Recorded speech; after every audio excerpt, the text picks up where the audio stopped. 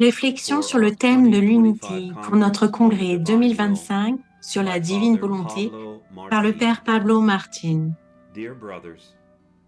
Chers frères, même au ciel, la très sainte Trinité tient un congrès sur sa divine volonté pour célébrer son unité en un seul acte de volonté.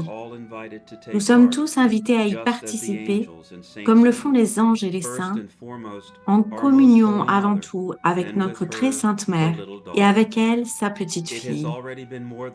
Plus de 30 ans se sont écoulés depuis l'ouverture de la cause de béatification de Luisa Piccarreta, et il me semble indéniable que la nouvelle de la divine volonté et le nom de Luisa se répandent partout comme une traînée de poudre, et que les groupes se multiplient, notamment ceux qui se réunissent pour méditer ensemble les heures de la Passion.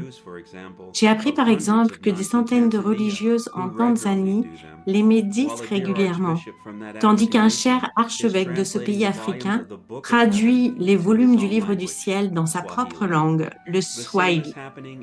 Il en va de même en Roumanie et en Pologne. Le soleil s'est déjà levé. Qui pourrait l'arrêter ou le contrôler? Qui parmi nous peut regarder le soleil en face? Qui parmi nous a vu le Seigneur comme Louisa l'a vu? Pourtant, chacun devrait pouvoir voir son reflet en nous. La foi se transmet par ce que nous entendons, et plus encore par ce que nous voyons. Seigneur, que celui qui me regarde te voie, et que celui qui m'écoute t'entende, que celui qui me cherche te trouve, afin que nous puissions dire comme lui, celui qui me voit, voit celui qui m'a envoyé. Jean 12, 45.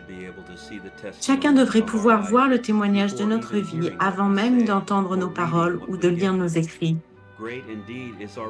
Grande est notre responsabilité de ne pas être des contre-témoignages vis-à-vis de ce que nous proclamons. Louisa portait en elle, dans son âme et dans sa vie, tout ce qu'elle écrirait plus tard dans ses carnets. Dieu seul connaît le cœur de chacun, et la diffusion de cette grande nouvelle est pour lui une source d'immense joie au milieu de tant de souffrances. C'est aussi une joie pour nous. Mais cette vision ne doit pas engendrer de triomphalisme. C'est plutôt un appel à la responsabilité. À qui l'on a beaucoup donné, l'on demandera beaucoup. La divine volonté ne se limite pas à nous, ni à notre petit groupe. Nul ne doit se limiter à nous. Au contraire, comme le disait Saint Jean-Baptiste, il faut qu'il croisse et que je diminue. Jean 3, 30. De même que la volonté de Dieu est une, son acte est unique.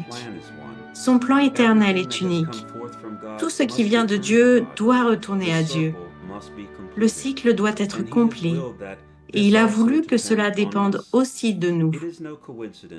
Ce n'est pas un hasard si le mot univers signifie vers l'unique.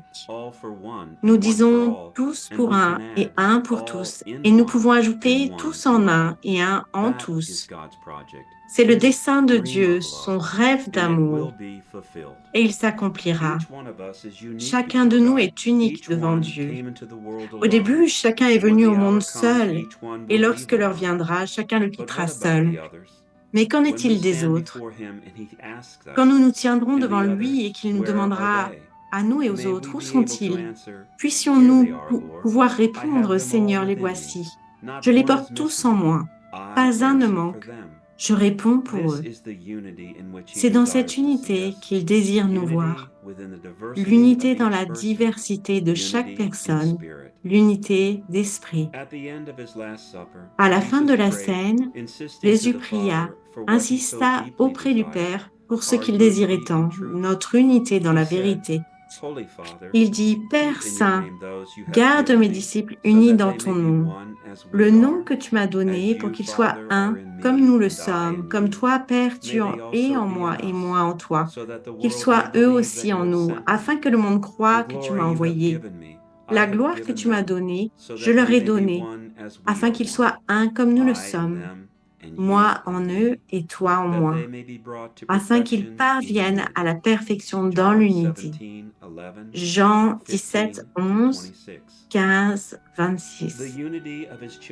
L'unité de ses enfants est à l'image de l'idéal de Dieu, de son projet d'amour. un seul corps, un seul esprit, comme le mentionne Saint Paul, une seule volonté, la volonté de Dieu. L'unité ne signifie pas l'uniformité ni l'effacement des personnes. Ma sagesse ne se serait pas seulement adaptée pour former une seule sainteté, une seule beauté, pour communiquer une seule science et la même connaissance de moi pour tous. Tous auraient été saints, mais chacun aurait été distinct des autres. Tous auraient été beaux, mais auraient été différents. Tome 19, 15 mai 1926. L'ennemi éternel, celui qui divise, l'ennemi de la paix, cherche à détruire l'œuvre de Dieu en divisant et en nous dressant les uns contre les autres. Mais il ne pourrait rien faire sans notre volonté humaine, qui se manifeste de tant de manières différentes. C'est pourquoi, avec Saint Paul, je dis, et il me semble que cela a été écrit précisément pour nous, par la grâce qui m'a été donnée, je dis à chacun de vous, comme dans un seul corps nous avons plusieurs membres, et que tous les membres n'ont pas la même fonction, ainsi, bien qu'étant nombreux, nous formons un seul corps en Christ et nous sommes tous membres les uns des autres. Nous avons des dons différents selon la grâce qui nous a été accordée.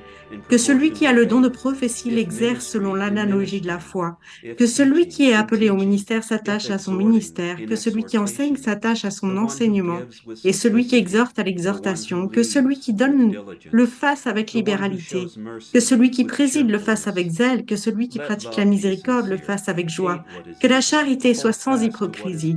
Ayez le mal en horreur, attachez-vous au bien, aimez-vous les uns les autres d'un amour fraternel, rivalisez d'égard les uns envers les autres. Romains 12, 3, 10. Pour conclure avec Saint Paul, je vous exhorte donc à vivre d'une manière digne de la vocation à laquelle vous avez été appelés. En toute humilité, douceur et patience, supportez-vous les uns les autres dans l'amour, en vous efforçant de conserver l'unité de l'esprit par le lien de la paix. Il y a un seul corps et un seul esprit, comme vous avez été appelés à une seule espérance par votre vocation, un seul Seigneur, une seule foi, un seul baptême, un seul Dieu et Père de tous, qui est au-dessus de tous, qui agit par tous et qui est en tous. Éphésiens 4, 1 à 6. Tel est mon vœu le plus cher pour vous et pour moi-même, avec mes salutations fraternelles en communion dans la volontate Dei. Père Pablo Martin.